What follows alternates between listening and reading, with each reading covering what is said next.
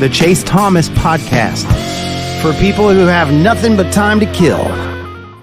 Other guys, so that's another guy. You know how Georgia likes to run these two tight end sets the last couple of years, but I also wonder if they run two tight end sets because they had Darnell Washington and Brock Bowers. Like, they're not going to have those guys all the time, so I don't think they're going to run two tight ends as much as they were, because you can't just be as honest as far as, are we going to run, are we going to pass, because of how dynamic those two guys were.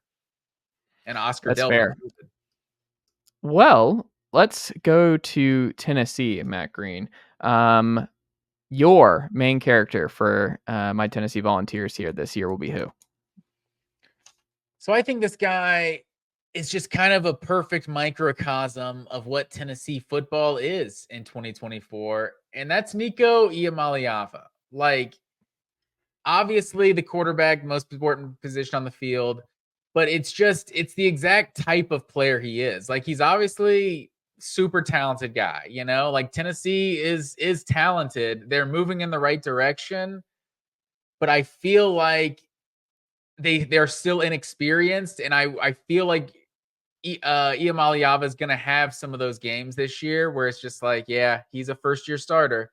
Like, that's why there's kind of a ceiling on what Tennessee can be this year, because he is a first year starter.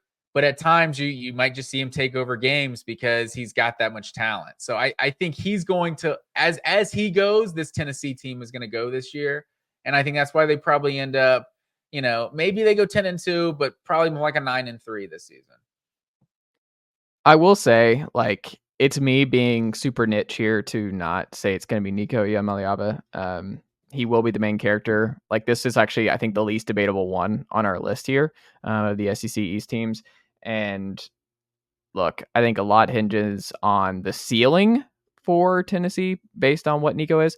But I think we've seen through 3 years with Heupel what the floor is, even with below average quarterback play. What you saw last year is it's still challenging for 9-10 wins. Like, Tennessee only lost one home game last year, and it was to an elite Georgia team that has still not lost a regular season game in years. So I look at it as just like the floor is so high that I think, yeah, I understand that Nico, all eyes will be on Nico week over week, but I think Heupel and this scheme and this offense does enough that I'm just like, Nico should be the main character against Florida. Nico should be the main character against Alabama, against Georgia, those kind of games, because that's when we'll see what he brings that will separate and potentially get Tennessee over the hump, is those weeks. Every other week, though, the main character is going to be James Pearce to me. Like, James Pearce potentially being the number one overall pick next year in the NFL draft, 2025 NFL draft. He didn't start last year. Like, it was still mostly Roman Harrison, and he was getting his opportunities. But, like, this is going to be the first year where James Pearce is the starting Leo. He's got all the offseason attention on him. Like, he's going into this year with all kinds of just like Jadeveon Clowney type love and admiration, that I am very curious how James handles all of this, because the spotlight, I understandably on offense and Heupel and Nico, but the defensive line for Tennessee is nasty. Like, they've got dudes on dudes, whether it's Joshua Josephs, whether it's Caleb Herring, whether it's Omar Norman-Lott, Amari Thomas, Tyree West. They got dudes all over the inside and the outside here. Like, I think Tennessee's defensive line is going to be one of the best in the country, maybe the best, and it's going to be led by James Pearce. I am very curious what that means. And for the folks who are like not like fully in on the Tennessee depth chart right now, Tennessee sneakily needs James Pearce in this defensive line to wreak havoc week over week, because I think there are going to be some limitations on the back end. I'm worried about the safety spots in particular. 2 new starters on that front. If you include Starr, 3 new starters. What helps some issues in the back end is elite pass rush. An elite pass rush can hide a lot of weaknesses that you might have in other areas of the field.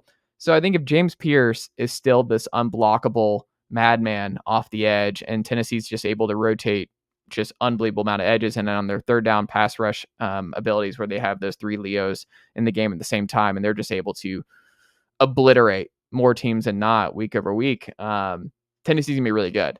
And they just need it. Like, James Pearce is going to dominate a lot of highlights. I think he's going to have a great year, and I understand why people are going to be fascinated nationally by Nico Iamaleava and what it looks like, but people need to be prepared because James Pearce we've seen more. We know what James Pearce can be.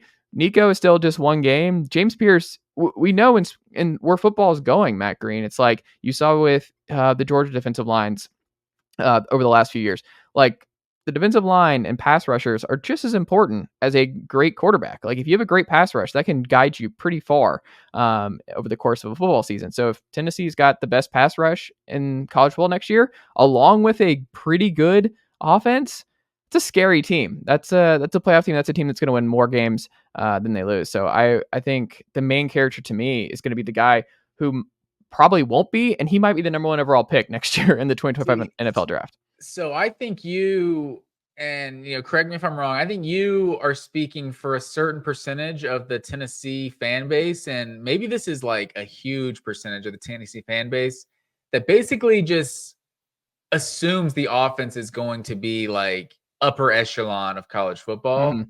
And so the only thing you're worried about is the defense. And because if you have a good defense, then this team can go somewhere, because we're obviously going to have an elite offense. And that's just interesting to me. Coming off the year with Joe Milton, I wouldn't be as sold that like this team is going to have an elite offense every year. Obviously, the schedule is going to get a little tougher with Texas and Oklahoma coming into the SEC. So that's interesting, because I feel like that's where you're coming from. It's almost like under the assumption that the offense is obviously going to be good. So if James Pearce is this first-team All-American, number 1 draft pick, and Tennessee's an elite defense, then they're obviously going to be an elite team next year. Absolutely. Next up here, the Mizzou Tigers, Matt Green, the main character. Nicely done, nephew. The Chase Thomas podcast. Hell yeah.